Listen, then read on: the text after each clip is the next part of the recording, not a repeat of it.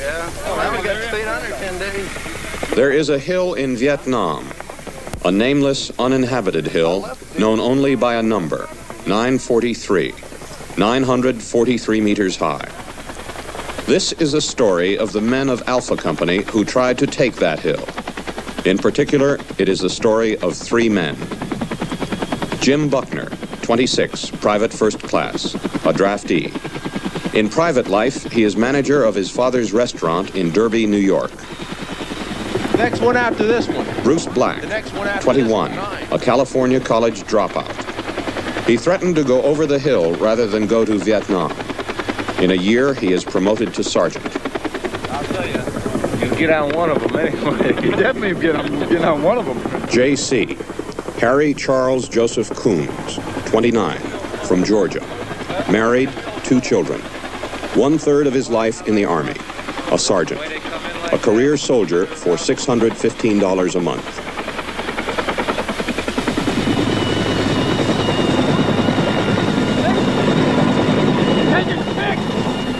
J.C., the professional, Bruce Black, the college kid, and Jim Buckner, the draftee, have become friends in their 4 months in Vietnam. They share an equal dislike for their 1-year tour of duty. Black calls it a jail sentence.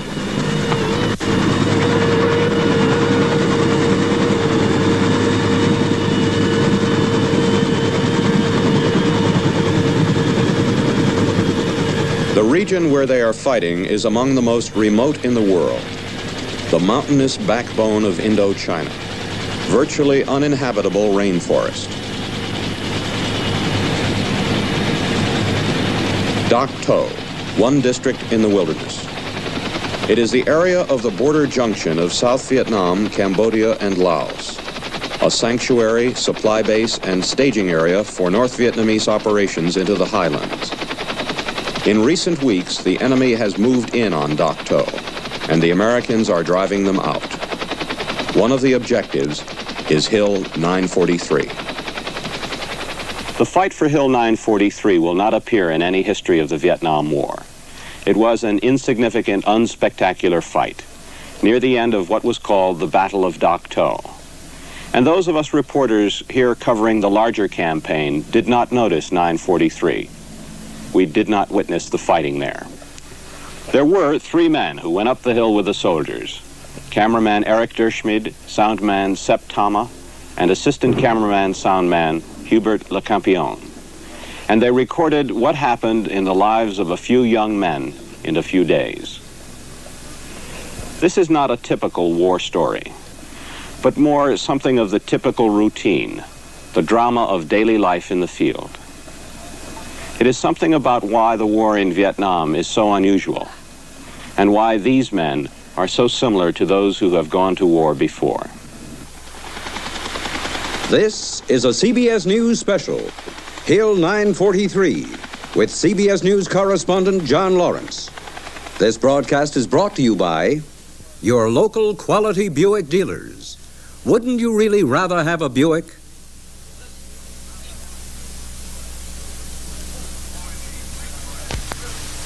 Calling the Teresa Moran. Teresa Moran, come in. It's Teresa here, over. I'm approaching the Manhattan Bridge. I'd like to see you down at Pier 5, Brooklyn. We've got to get this vessel in. This is Danny Grandone, New York tug dispatcher. Okay, yeah, we're bucking that tide now, a little about north of the bridge, over. I'll be down there in about 6 or 7 minutes. Now listen. He talks about the 1968 Buick Skylark. I must depend on an automobile, especially in on emergency situations where I have to get right down to the waterfront. Dependability and performance is a very important factor for me owning a Buick. It's an excellent car. The interior, it's just fine quality. I've been parking my Buick cars down by the waterfront now. It's 20 years. Very little rust or corrosion. I've always depended on the car, and it's never let me down. Buick owners keep selling Buicks for us. Wouldn't you really rather have a Buick?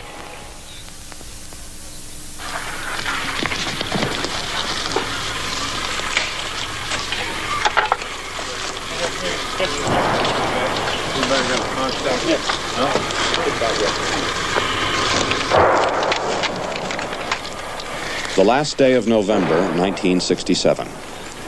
Alpha Company, 3rd Battalion, 12th Infantry, 4th Division, advances on Hill 943, a half-mile away.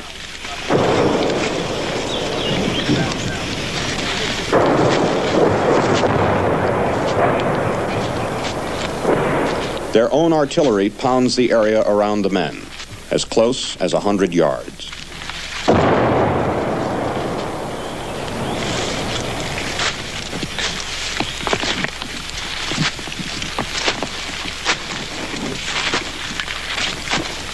There are 114 men in the patrol, 4 platoons, 16 squads.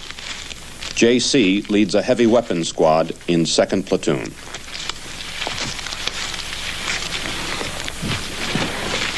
A Company has been in the field for 10 days. 10 days of walking, crawling through the jungle. 8-10 hours a day. It has been 2 weeks since serious contact with the enemy.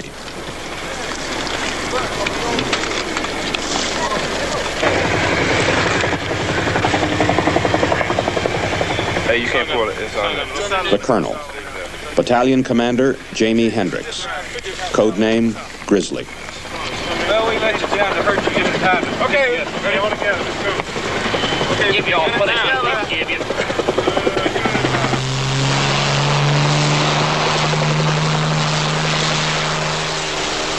Grizzly recalls this mission. We're making a reconnaissance ahead of the rifle companies, which are moving overland to 943. Intelligence has reported that the enemy occupies 943. And we always make it a habit of making a visual reconnaissance from the air before our elements on the ground move into it. I'm thinking about the route the enemy companies are covering on the ground below me. I'm making this reconnaissance as close to treetop level as possible in order to get a better view down through the trees. And coming over Hill 943, we just made a sharp bank with a chopper.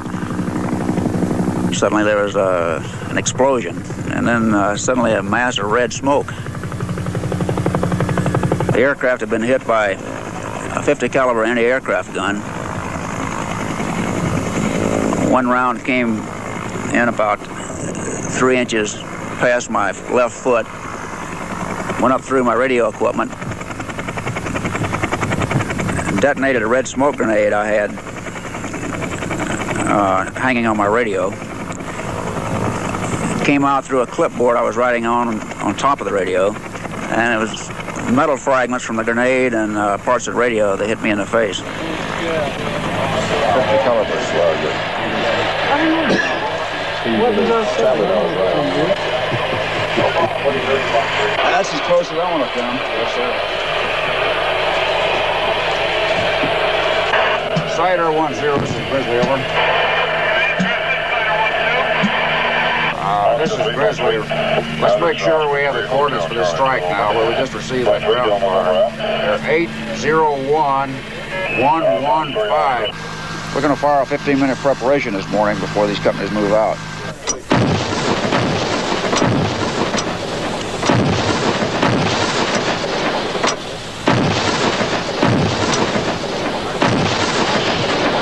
One, 2, 3, 6.